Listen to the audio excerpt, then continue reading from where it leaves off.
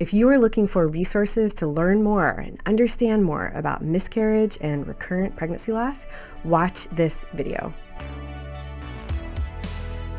I'm Dr. Lora Shahine. I'm a double board certified OBGYN and reproductive endocrinologist helping people with miscarriage and recurrent pregnancy loss for almost 20 years.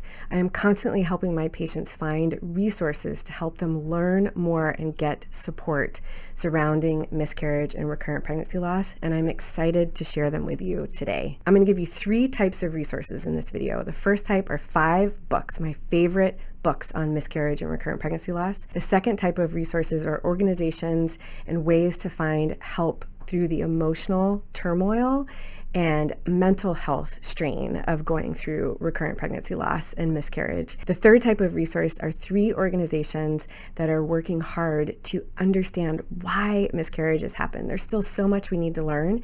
So if you want to learn more, donate your time, your resources to help further research into recurrent miscarriage, these are the organizations for you. So first up, my 5 favorite books on miscarriage. There are so many good books out there, but these are the 5, if I had to narrow it down, that I would recommend. So I have written a book on miscarriage and recurrent pregnancy loss. I'm not saying that it has every piece of information in there, but I have worked so hard on this book.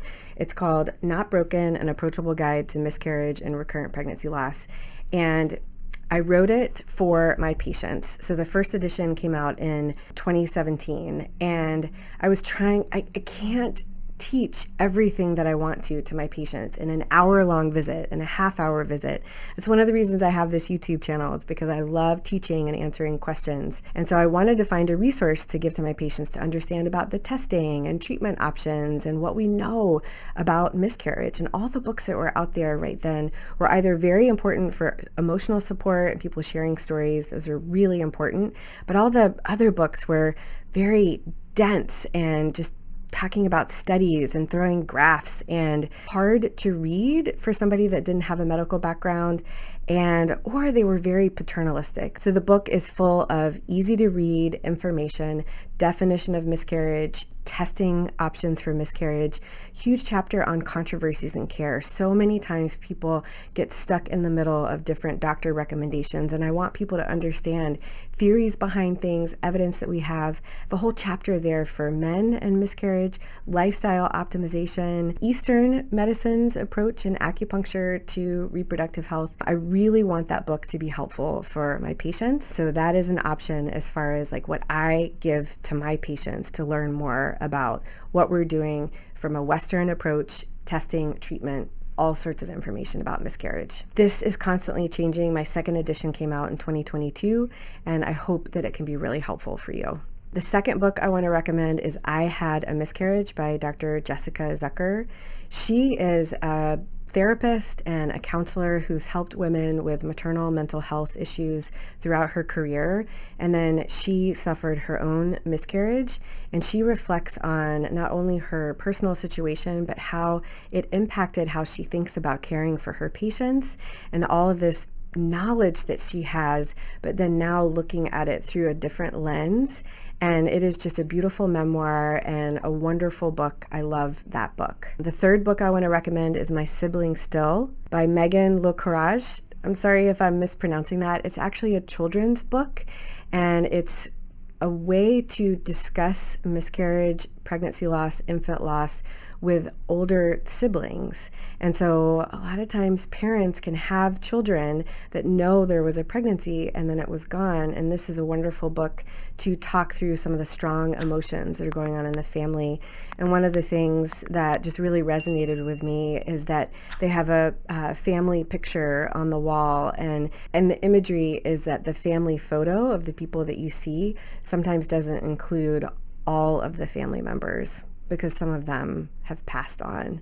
So it's just a really beautiful way. There are lots of children's books out there, but I particularly liked that one and wanted to share it with you. The fourth book is called About What Was Lost, and it's 20 writers on miscarriage, healing, and hope. It's an anthology, so it's 20 writers reflecting on their own personal experience through miscarriage, pregnancy loss, infant loss, stillbirth.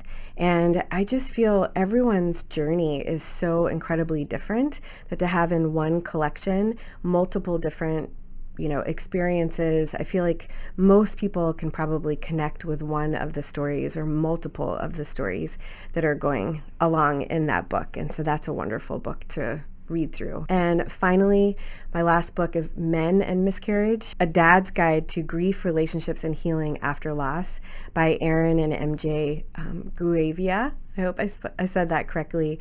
But so many times men feel left out of the healing process. They aren't suffering physically from a miscarriage, but they can certainly be suffering emotionally.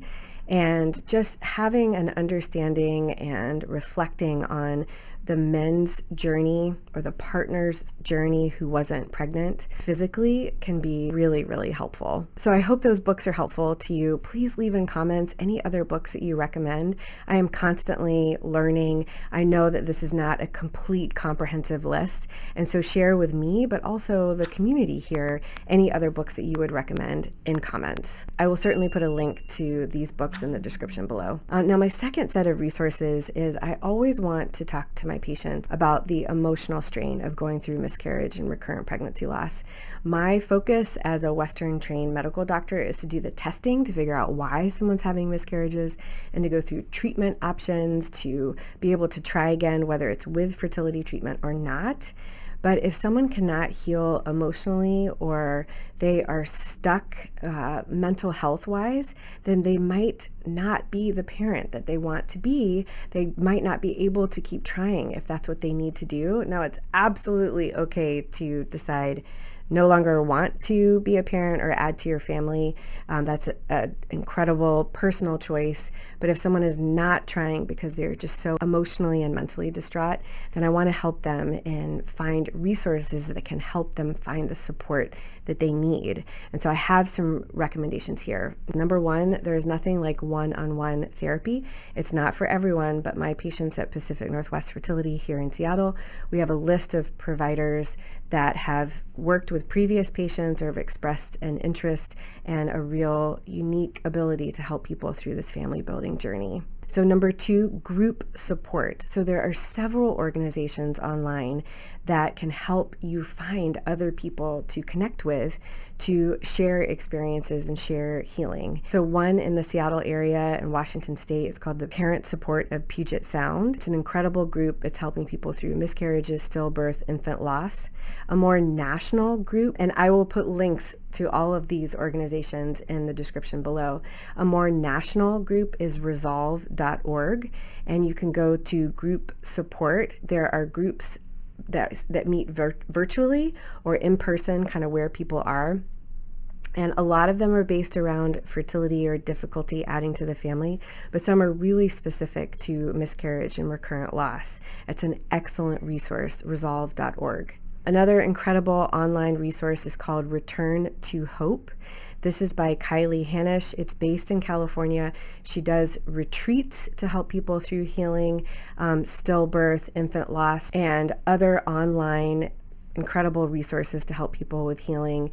Kylie has an incredible story of her own. She and her husband suffered stillbirth and really turned their story into an incredible movie starring Minnie Driver. It's several years old, but it's called Return to Zero, and it is just an incredibly uplifting movie and story. And when you learn that it is about a real life person who suffered stillbirth and has now turned her journey into helping heal others, it's just beautiful. So Return to Hope, Kylie Hanisch, check that out. Another wonderful resource is Sisters in Loss. This is founded by the incredible Erica Freeman, and it's described as a community of Black women replacing silence with storytelling around pregnancy and infant loss and infertility. And Erica is an incredible human. She has resources on her website. She has a podcast. She has an incredible blog, and it really has built a wonderful community for Black women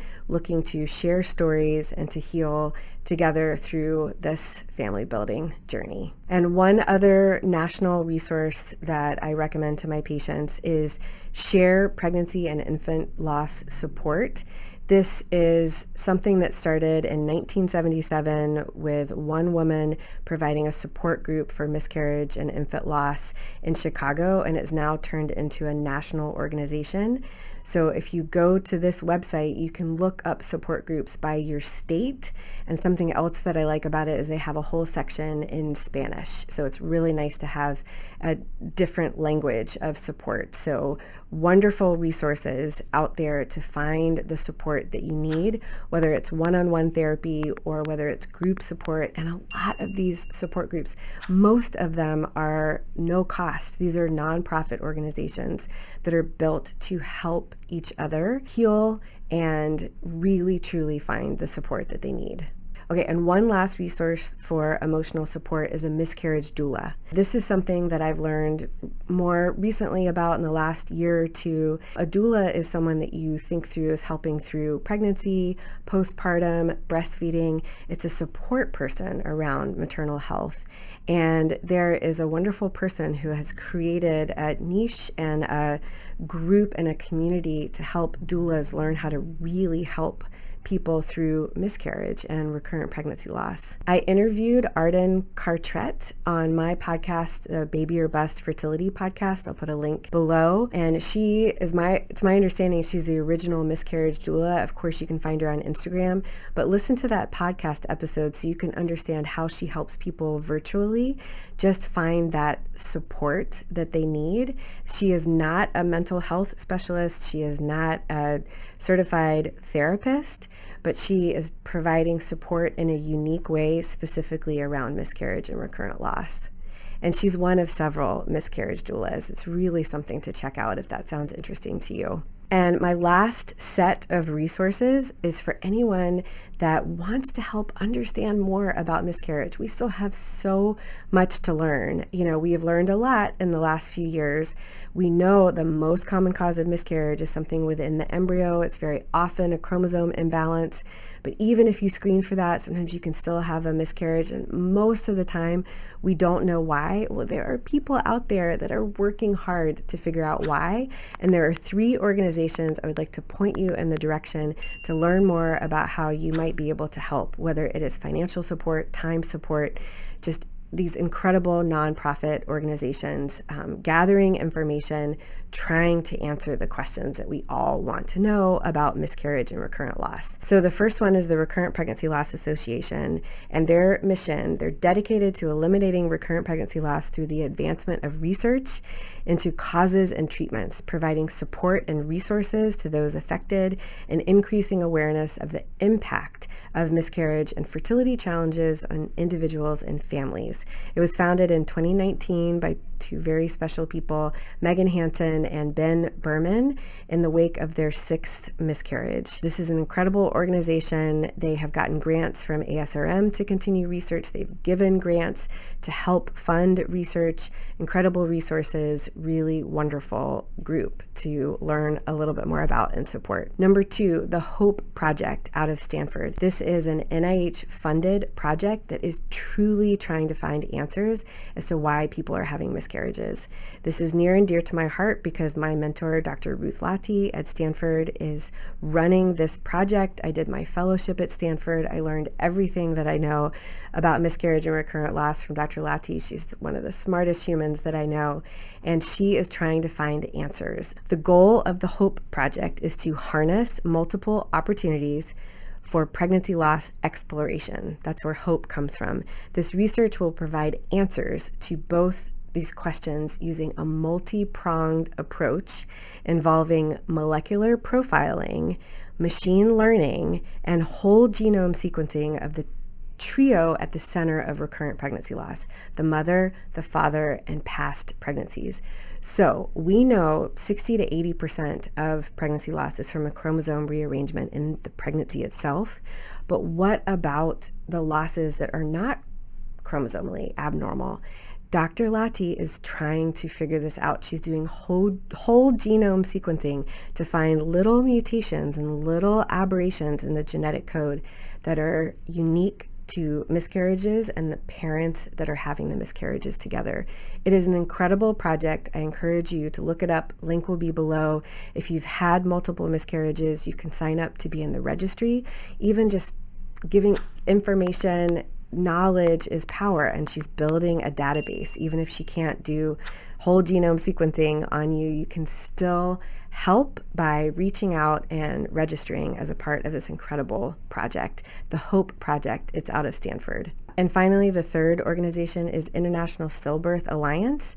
I don't have a personal connection with this, but I love what I found about this organization online, so do your own research. But it's an international organization with representatives from many countries around the world promoting collaboration and research to end preventable deaths and ensure respectful care.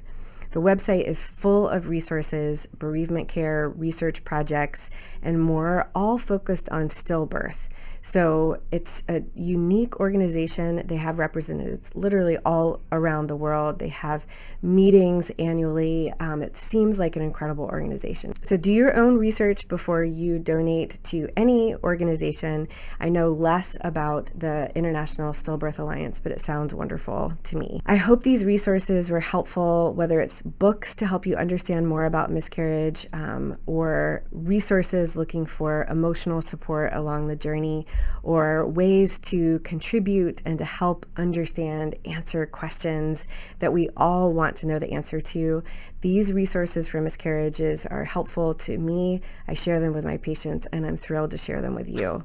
So please comment with any other resources that you are personally aware of here in the comment section, because that will help other people find it, and it helps me learn more too. I would really appreciate that.